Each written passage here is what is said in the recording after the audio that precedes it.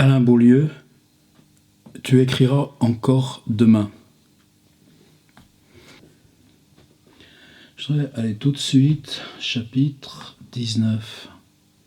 La musique des mots. Voici le jeu que je te propose. Je te lance un modèle rythmique que tu dois répéter. C'est élémentaire, tu as raison. Fais-le pour moi, pour ne pas laisser croire que je suis ici pour rien, que tu as besoin de moi, sinon à quoi servirais-je ?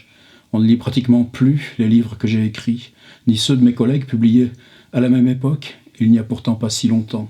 Ce n'est pas de l'amertume, c'est une simple constatation. Regardez ce modèle, voici ma donne de départ. Je suis allé avec ma mère chez le marchand de crème glacée. Il était tard, trop tard déjà, le magasin était fermé. Demain, peut-être, qu'elle a dit, je vous le jure, j'ai pas pleuré.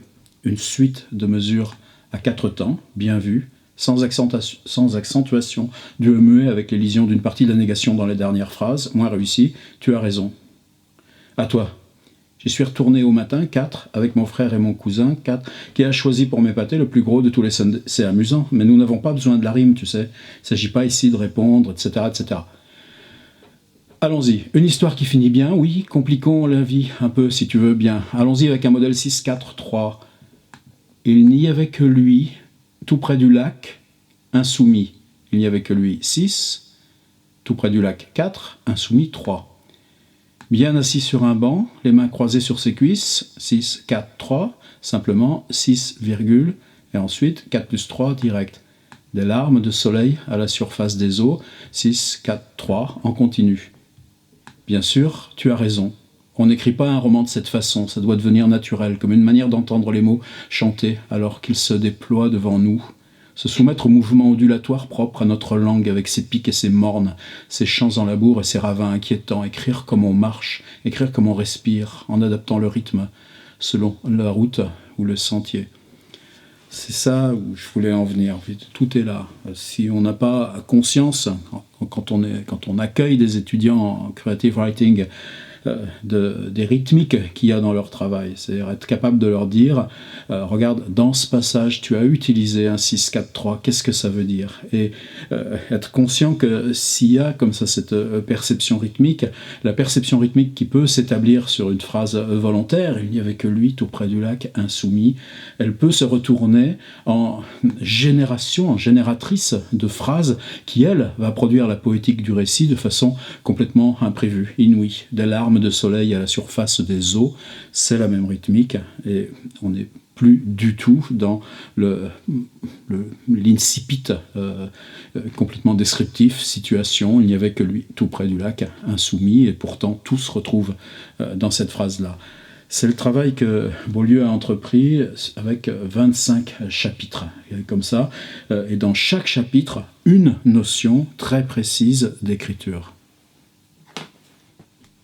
On prend trouver le mot juste, par exemple. Il est toujours là, au centre de ta phrase, irritant comme une poussée d'urticaire. Chaque fois que tu te relis, il t'agace, il t'embête, il t'énerve parce qu'il ne convient pas. Tu sais qu'un autre mot existe, plus juste, plus précis pour exprimer ta pensée. Pourtant, tu ne le remplaces pas, ce serait si facile. Une suite d'opérations simples accélérées par la technologie. Un saut dans un dictionnaire des synonymes, suivi d'une virée rapide dans un dictionnaire général. Le tour serait joué. Ici, la blessure devient une entaille. Là, la tristesse devient de la nostalgie, les vrais synonymes n'existent pas. Chaque mot porte avec lui son histoire, sa spécificité, son rythme, sa sonorité. Je ne te parle pas ici des erreurs qui nous font prendre un mot pour un autre, les conjectures devenues conjonctures, le champagne que l'on sable boit en quantité ou que l'on sabre ou l'argument que l'on évoque au lieu de l'invoquer. Je fais plutôt référence à la paresse qui nous porte à nous satisfaire de mots creux, d'approximation. Pour l'écrivain, c'est un combat de tous les instants.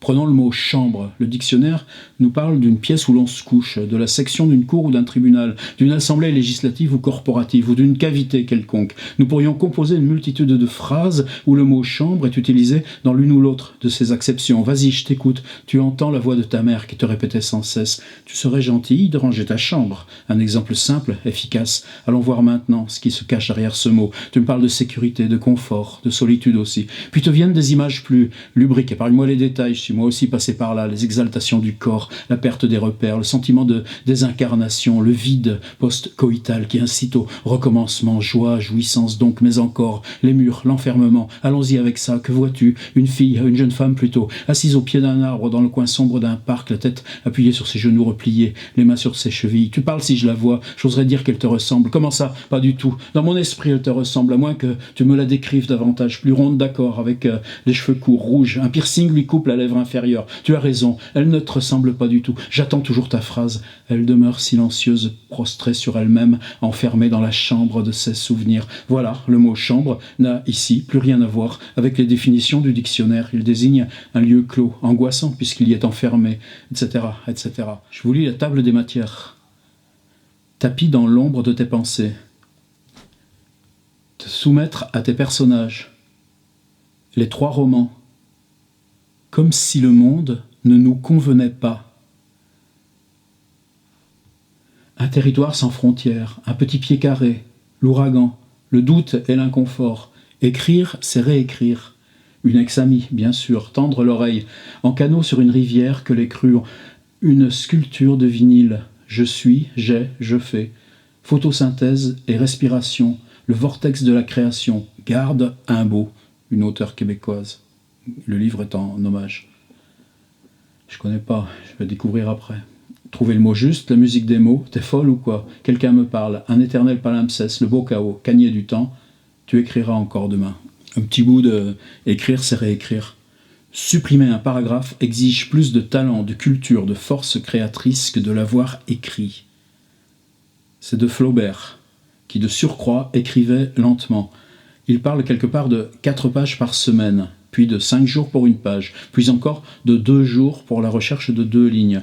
Pascal a rédigé 13 fois sa 18e provinciale. Chateaubriand pouvait passer 12 à 15 heures de suite à raturer. Quoi, tu trouves mes références obsolètes ? Tu ne peux pas te payer le luxe de snober les aînés sous prétexte que tout est à réinventer. Parce que si tu ne connais pas ce qui s'est fait avant toi, comment sauras-tu que ta vision révolutionnaire de la littérature n'est qu'un copier-coller de ce que d'autres écrivains ont écrit il y a un siècle et demi? Alors revenons à la révision si tu veux bien. Quoi encore? T'aimes pas mon ton professoral? Tu préférerais que je te parle comme à une enfant à qui on fait croire que ces gribouillages sont des Picasso? Il y a 3 types de corrections substitutives. On remplace un groupe de mots par un autre, etc., etc., etc. Alain Beaulieu dirige le département création littéraire, après Jean-Noël Pontbriand, pour qui j'ai grande vénération aussi, Laval, l'Université de Québec. Il ne travaille pas comme nous, on travaille. On a eu l'occasion de travailler 1 an ensemble, n'est-ce pas, Naomi Fontaine? La technique d'Alain est beaucoup plus proche, je pense, de celle des ateliers américains tels que John Gardner. Par exemple, quand on est prof au Québec, la première chose qu'on vous donne, c'est un bureau et la clé du bureau. Moi, j'ai eu 2 bureaux que j'ai gardés strictement vides, un à Montréal, un à Québec. Mais la porte, quand on est à la fac, et on y est beaucoup, ça aussi, c'est changement, on installe son lieu de travail, tout ça. C'est exactement le contraire même de ce que je suis appelé à Cergy, où les rendez-vous avec les étudiants se font en plein vent, dans la cafette, tout ça. Enfin bon, on ne parle pas de ça. La question, c'est la porte ouverte, on reçoit, on travaille, on discute. Là, par exemple, là, il me parle de piercing. Qu'est-ce que je vois? Je vois cette étudiante qui était sur une position à Montréal de refus, de grand refus de l'atelier. Un jour, je lance comme ça la question sur le paysage, c'est-à-dire que la taille du paysage sur le continent américain est à une échelle complètement différente de celle de notre vieille tradition européenne. Et quand on écrit depuis cette vieille tradition littéraire européenne, qu'est-ce que ce changement d'échelle bouscule de la phrase ou de la narration? On écrit, je reçois, on lit ensuite les textes, elle refuse de lire le sien, je me l'approprie, et il y avait quoi? Il y avait un coin de forêt, un bout de clairière, un pylône, des trucs comme ça. J'avais jamais lu un texte aussi fort. Et elle me croyait pas. 3 jours après, elle est dans mon bureau, elle arrive. Ce que vous disiez sur ce texte, etc. De toute façon, vous ne pouviez pas savoir, je ne pouvais pas savoir quoi. Mon père, il était sur les chantiers de bûcherons avec un hélicoptère et c'est là qu'il s'est craché. Ok, ma fille. Et vous voyez, tiens, c'est marrant, là on a la transition. J'ai dit, ok, ma fille. Bon, on va s'en occuper de ce truc. Cette étudiante aujourd'hui, elle a plus le piercing. Je la suis sur Instagram, je la suis sur Facebook, et elle est devenue thanato-professionnelle. Et en même temps, elle a une pratique d'écriture continue. J'ai été trop loin et pas volontairement dans ce ok ma fille. Ça m'a attrapé. Regardez, ça c'est la couverture qu'a choisi Alain pour son Tu écriras encore demain. Et c'est 25 questions sur le travail de l'écriture. Il y a celle qui écrit, mais non, elle n'écrit pas. Elle l'a écrit et elle est en train de prendre distance à sa page, sur sa table, avec une lumière caravagesque, éclairage comme ça, la tour aussi, je ne sais pas tout ce que c'est cette image, je n'ai pas regardé. Et ce personnage en arrière, beaucoup plus vieux, il voit mal, et lui, il n'écrit pas, ses mains par contre, et elle est sur l'épaule de la jeune fille. Au début, j'ai dit, mais oulala, où il va le Alain avec ça ?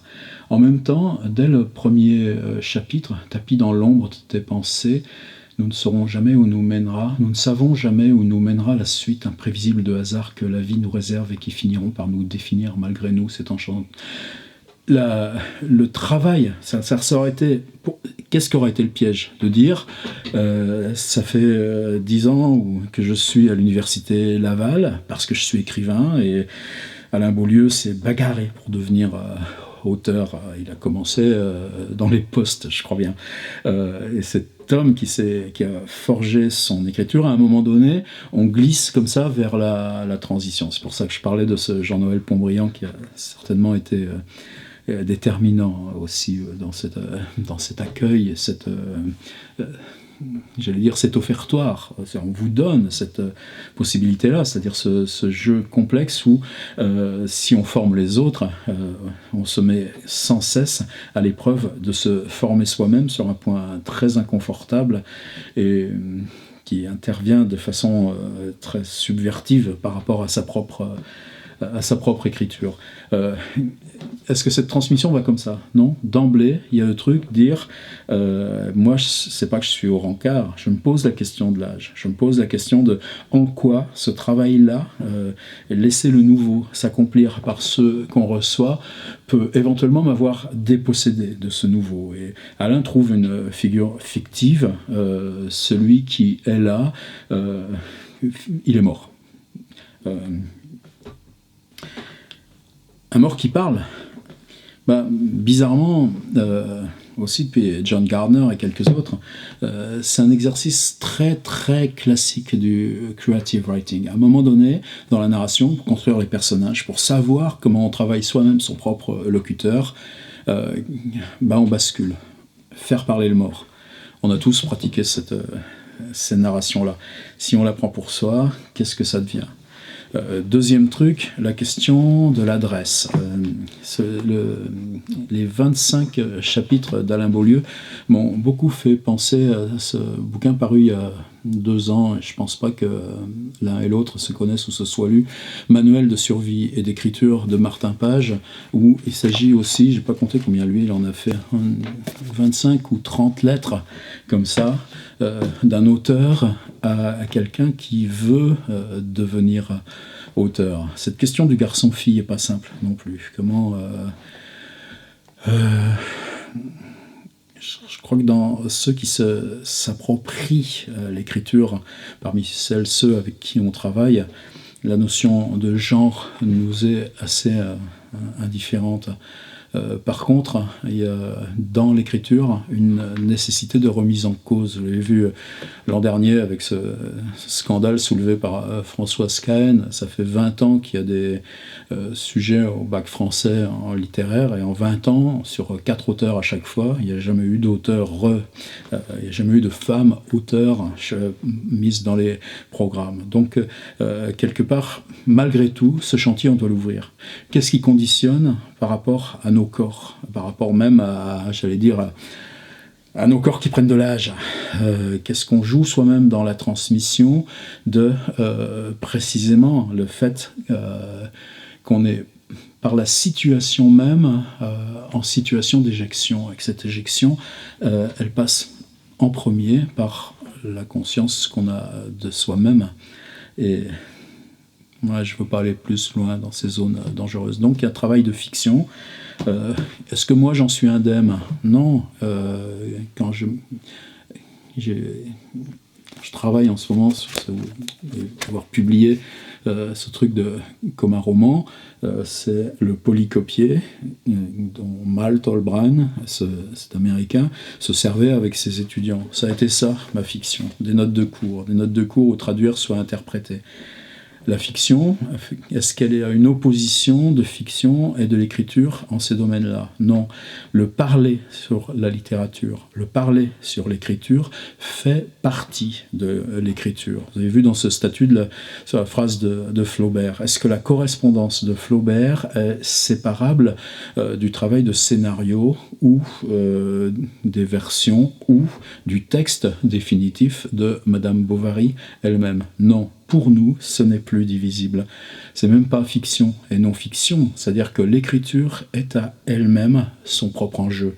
Et là, pour moi, cette question-là est subversive. C'est cette phrase de Maurice Blanchot. L'écriture est intransitive. Dans cette intransitivité, il y a quelque part la mort du roman. Pas la mort du roman. Qu'est-ce que ça veut dire? Rien, je m'en fiche. On ne va pas rentrer dans le détail de ces phrases. La question, c'est la mort de ce qui ne se renouvelle pas. Et ça, ce qui ne se renouvelle pas est très, très encombrant sur les tables de librairie, dans les prix littéraires, dans les colonnes des respectables journaux littéraires ou critiques. Et je pense que c'est là où tous ceux... Alain est à Québec, moi j'enseigne à Cergy, Vincent Message, Olivier Rosenthal et Lionel Ruffel à Paris 8, etc. On met d'abord en premier la question de pratique de l'écriture. Je pense que ça nous soude beaucoup plus que quelques autres positionnements disjoints qu'on puisse avoir sur genre, forme, méthème. D'ailleurs, la question de refus du genre, il y a un très beau passage encore d'Alain Beaulieu dans ces 25 chapitres. Je vous montre ce livre sur mon ordinateur. C'est probablement moins confortable qu'à brasser des objets de cette sorte. Ça pose une autre question. La première question, c'est que les livres québécois nous sont largement inaccessibles. Or, ce qui se travaille sur la ville, ce qui se travaille dans l'intérieur de la langue, ce qui se travaille dans l'idée même du contemporain, et j'allais dire en plus, question qui est aussi au travail chez Alain Beaulieu, sur un statut différent de l'héritage des livres, de la bibliothèque, des grands intercesseurs. Si on a besoin de ce dialogue serré avec ceux qui travaillent maintenant, les contemporains au Québec, et vous savez que j'avais fait au mois de mai, vous trouverez ça, service de presse, ça doit être le 11, il y avait Simon Brousseau, Pierre-Luc Landry qui a travaillé avec Alain Beaulieu, il y avait Samuel Archibald. Ces livres-là, on peut les commander, ils arrivent à moi, les prix sont délirants, et c'est pareil, nous, nos propres livres sont mis au Québec à des prix délirants, à plus d'un mois d'écart, quand c'est le cas. Il faut qu'on casse ça. Le numérique, au moins, nous permet de casser ça. Mais pour Alain Beaulieu, là, il s'agit d'encore autre chose. Le livre n'a d'existence. Je cherchais, tiens, c'est publié chez qui? Et puis non, le livre n'a d'existence que dans sa version numérique. Vous voyez, droit d'auteur, 2016, Alain Beaulieu, tout droit réservé, et c'est lui-même qui le distribue sur Kindle. Dans cette forme souple, cette forme qui laisse tomber comme ça c'est pas qu'on laisse tomber les circuits traditionnels, c'est que les circuits traditionnels nous ignorent. Mais regardez le nombre de bouquins qu'il a sortis. L'interrogatoire de roman Android 2016, le festin de Salomé, roman Android 2014.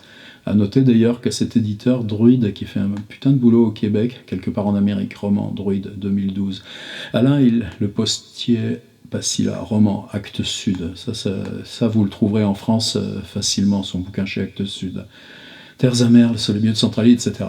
Alain est un auteur qui n'a pas de problème à se faire publier, un auteur qui est reconnu dans son travail. Je vais juste rigoler avec Druide parce que tout à l'heure il parlait de se méfier des dictionnaires de synonymes. Or, comment on corrige nos textes ?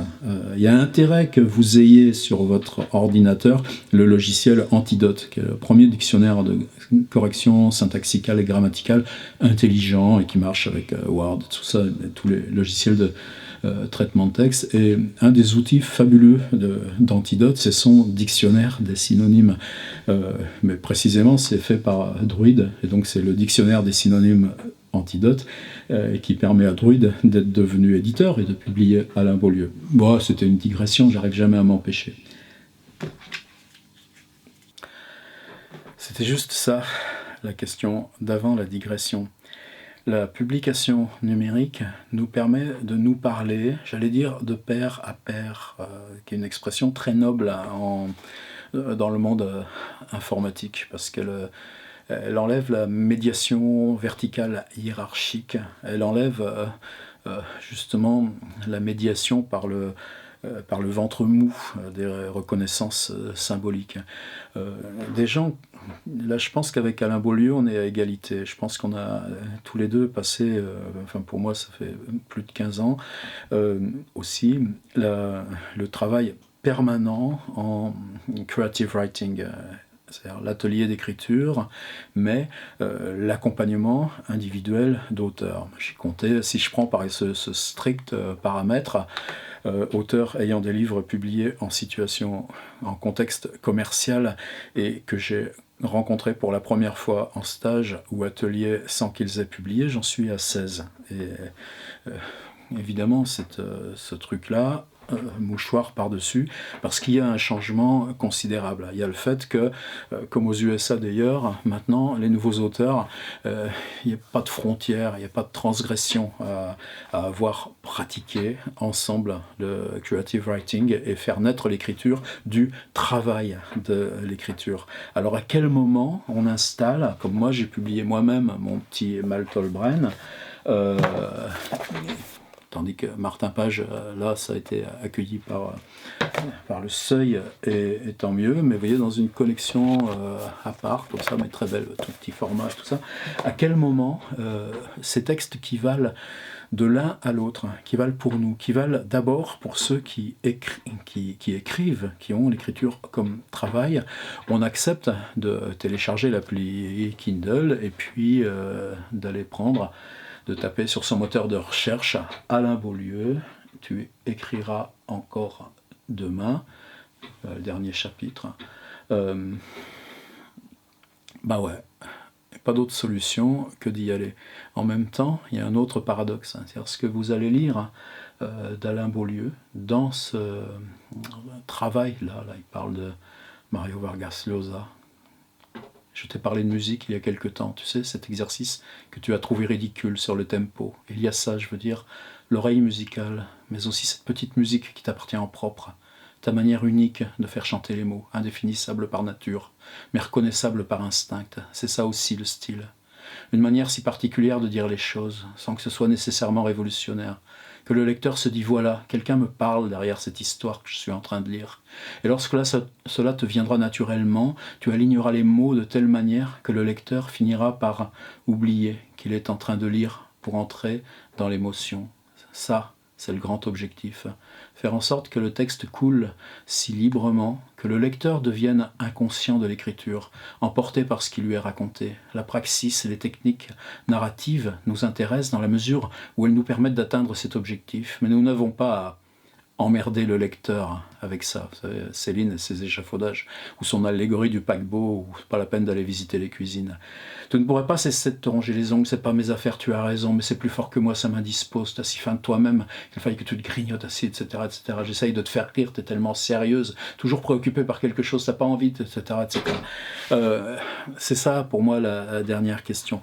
Dans ce processus qui pour nous est continu, le travail à long terme. Par exemple, qu'est-ce qui se passe pour moi à Cergy de travailler dans 3 ans, je suis exactement au milieu du pont, parce que ça va durer 6 ans maximum, qu'on peut constituer sur la durée et qui échappe à, par exemple, ce qui était ma situation en Sciences Po, un semestre, 18 étudiants, 14 séances, et puis au revoir, et puis en général quelques contacts quand même qui perdurent ou qui reviennent 10 ans après, mais très peu. Dans cette continuité, il y a accompagnement. Qu'est-ce qu'on produit? On produit de l'écriture? Non, on n'est pas impliqué dans les textes qu'on fait naître. On est impliqué dans quoi? Dans le chemin que celui qui travaille avec nous accepte de mettre dans le pot commun pour devenir autonome, pour nous dire merde, justement, nous éjecter. Et cette construction-là, elle n'est pas un savoir. Par contre, on sait qu'elle a des invariants, on sait qu'elle a des paramètres, et ces paramètres, on bosse dur pour aller les chercher dans ce corpus qui nous intéresse, c'est-à-dire les livres qui sont eux-mêmes, qui expriment ce travail de la littérature. Bizarrement, le nombre de lettres écrites par Martin Page dans son manuel de survie, je crois que la vingtaine d'exercices que j'ai placés dans mon Maltol Brun, et là, les 25 creusements, les 25 forages pratiqués par Alain Beaulieu, on est sur une quantité à peu près similaire. On est sur des choses qui appartiennent à tout le monde, justement qui ne sont pas révolutionnaires en tant que telles. La réécriture, le premier jet, ce qui se passe avant l'écriture, le texte qu'il faut supprimer parce qu'on sait qu'on l'a raté, les conditions physiques par lesquelles on doit s'appeler, à quel moment il faut faire lire le manuscrit, etc., etc., etc. Il y a une espèce de nombre comme ça, technique de paramètres qui émergent et pour lesquels notre traitement ne peut pas être technique, parce qu'il se rejoue dans chaque rencontre, et c'est ça que j'ai appris dans ces pratiques de tutorat, par exemple, comme ils disent au Québec. Elles sont forcément une rencontre individuelle, mais dans ce paradoxe d'une rencontre, où précisément on devient le mort, là, Alain Beaulieu fait le point, et c'est tout d'un coup le mort qui parle, mais ce que met en chantier et ce que met sur la table le mort, c'est précisément ces invariants, ce qui se rejoue comme ça dans chaque échange et qu'on a à parcourir pour accomplir notre job comme il doit l'être, c'est-à-dire que l'étudiant puisse s'en aller marcher seul. Voilà, c'est pas compliqué. Les 25 chapitres d'Alain Beaulieu, tu écriras encore demain. L'application Kindle, je suis désolé, mais c'est comme ça. Vous pouvez la charger sur votre téléphone, sur votre ordi, sur votre tablette.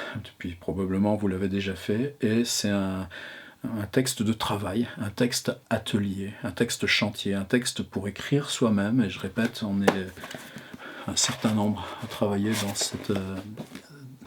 dans cette logique. Ne le manquez pas. J'allais dire la modestie même du travail d'Alain, par le fait même que ce mort se retranche derrière comme ça et avance tout doucement ses petits pions. Mais c'est ces petits pions qui dérangent. C'est juste de les mettre comme ça sur la table et ensuite le glissement va s'effectuer. Faites le geste.